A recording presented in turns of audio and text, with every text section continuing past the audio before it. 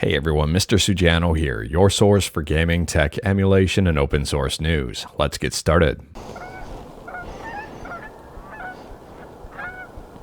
Alright, to kick things off, we're talking about Nintendo. Now, we talked about Nintendo just the other day in regards to their arguably controversial new patent in the US.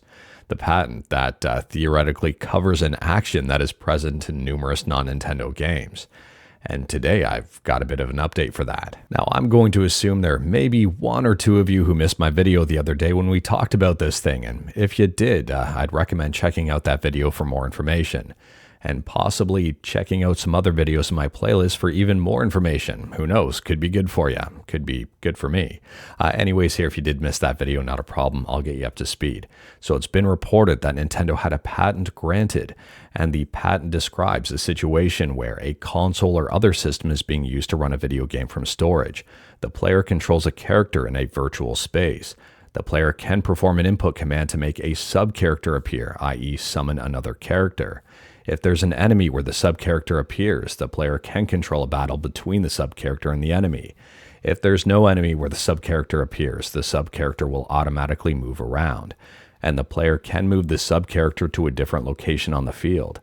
And if an enemy is there, they can control a battle between the sub-character and the enemy. Now, in my opinion here, the arguably controversial part about this patent is the entire thing. I mean, if you think about it, this could theoretically cover a necromancer summoning the undead and having the undead battle for them. It could cover a bunch of mechanics in Diablo and Persona and a number of other games. And it seems this patent is getting quite a bit of attention. For example, Cromwell, who I believe is the publishing director for Larian Studios, the studios behind Baldur's Gate 3, says, these types of patents are too often used in bad faith. And interestingly here, Eurogamer has a brand new article that I would recommend checking out, and if you're interested and wanted to learn more about it, like everything we talk about, links will be within the GitHub link in the bottom of the description below. I don't hide my sources. But listen to this headline. Is Nintendo's potentially industry-changing new monster battling patent enforceable? We asked some lawyers. Now, it seems as if Eurogamer didn't go out and just ask anyone about this stuff. They went out and got the big guns. They went out and asked Don McGowan, the former chief legal officer at the Pokemon Company. And Don says, I wish Nintendo and Pokemon good luck when the first other developer just entirely ignores this patent. And if those companies sue that developer, the developer shows decades of prior art. Now, Don points out that Nintendo may have a bigger strategy regarding the entire situation, and he says here, but that strategy may or may not involve lawsuits, as the muddying of the waters affected by the patent's existence may be enough to deter investment in and creation of competitors. That is, if Nintendo looks like it could pounce, that may be enough, no actual pouncing required. So, basically just the threat of a potential lawsuit for making a competitor game. However, here, Don says in regards to Nintendo getting such a broad patent granted, but Nintendo likely knows it got away with one here and would prefer not to make a court actually sign off. And that's because the patent could get busted or jeopardized or narrowed because it is so broad, and arguably a lot of prior stuff already exists. Now, to be honest with you, I have no idea how Nintendo got this patent granted. I've got no idea if the people granting the patent had no idea about video games and the entire landscape and prior art and all of that stuff. I'm saying no idea quite a bit here because it just seems like a very weird situation. I've got no idea if this patent is enforceable. It doesn't seem like it actually would be.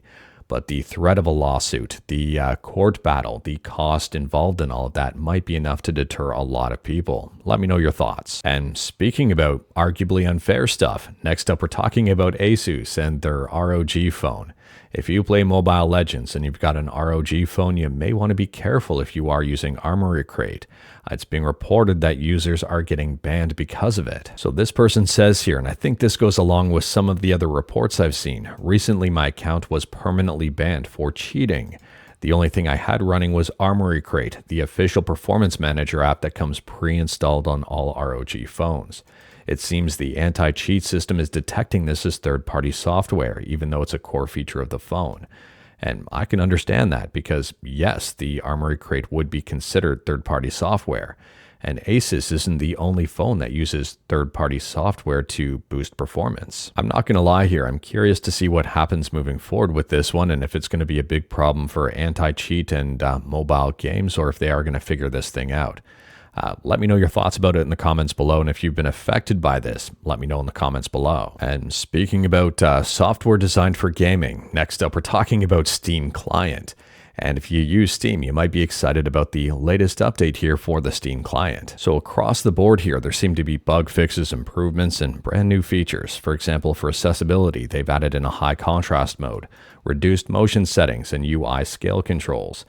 For the in-game overlay, performance improvement for Vulkan, performance improvement for OpenGL, and performance monitor and general overlay rendering performance significantly improved in some D312 titles. Additionally here, they've added in a store home link. There's a lot of fixes. There is Steam input improvements and even more. Remote play improvements, game recording improvements, and even more. Next up, we're talking about Apple, and you're probably well aware that just the other day, Apple had their big product unveiling, and they talked about the iPhone 17, including the Air and the Pro.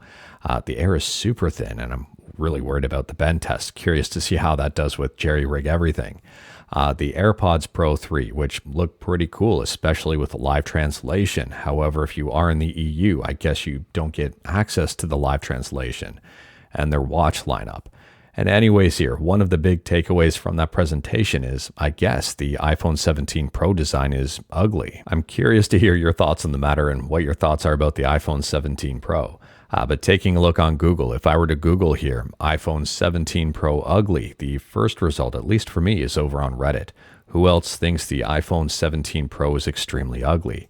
And when I click on it, lo and behold, it has been removed by a moderator on Reddit iPhone. Not surprised at all about that one. Now, I don't know about you on this one, and this might be a hot take, but generally I find with certain subreddits that are dedicated to something, generally don't like criticism of that thing that they're dedicated to. Sometimes they're just, I don't want to say they're fan subreddits, but they're generally really good at promoting whatever it is they're dedicated to and saying good things about it, as opposed to openly criticizing it.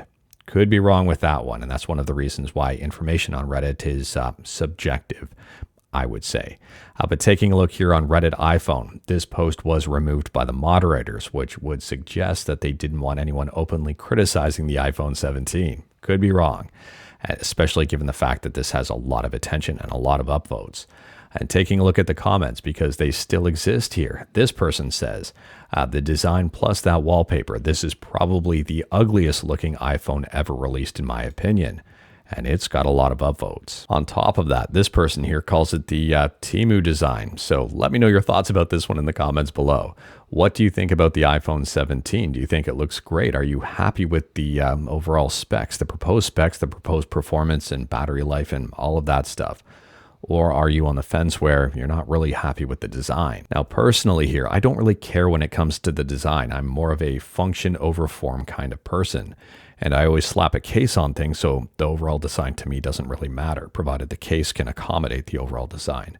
The color on these things doesn't really matter to me either. And although I'm not necessarily the biggest fan of the Apple ecosystem, and I don't have Apple devices for numerous reasons, I don't hate Apple. And this to me is fine. Maybe that's a hot take, I don't know. And speaking about fine, next up we're talking about Acclaim. And Acclaim just had their showcase on September 10th titled Welcome to a New Era, where they showcased a bunch of new games. Now, interestingly here, this video is 27 minutes and 43 seconds long with a 15-minute intro. That was a really weird way to start things out. I don't even know why this was necessary at all, and it just pads the video length. But anyways, I'd recommend checking out the video if you are interested in Acclaim games. You just have to skip through 15 minutes of countdown to get here. But taking a look at these games, and I wouldn't say anything really stood out as I must get. But maybe that's different for you. I don't know here. There's a bunch of different games they showcased, and to me, they're fine. This one looked very interesting, Hyper Yuki. If you're into stuff like 1080 snowboarding or SSX, this might be up your alley, maybe even a twist of Jet Set Radio in there.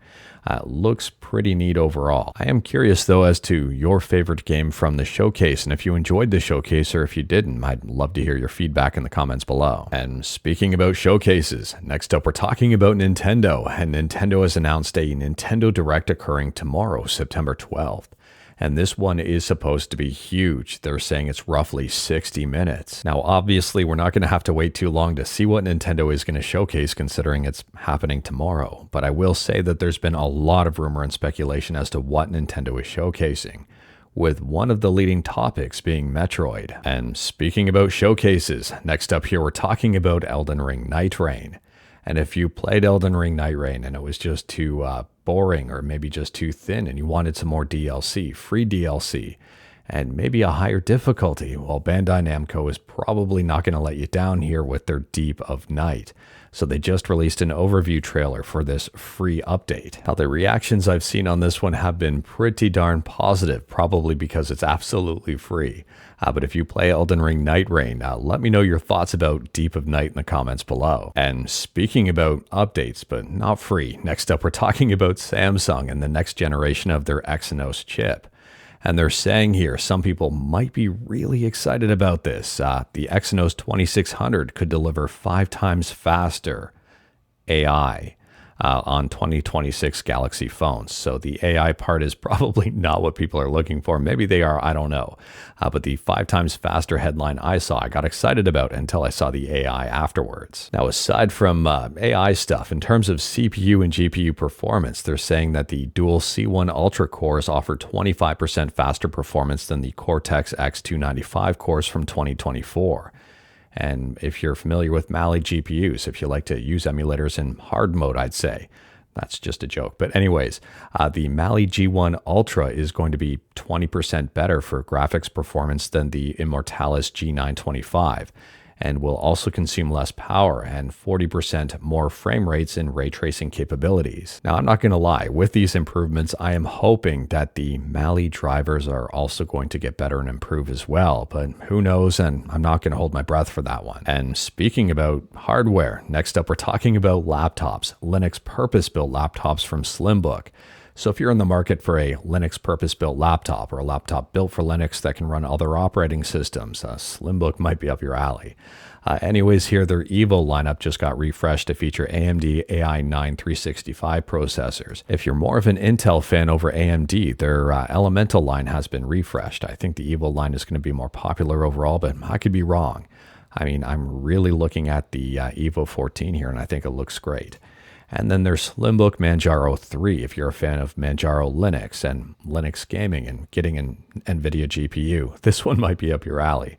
This one's interesting because Manjaro has been getting more and more into the gaming space, and we've seen it with gaming handhelds.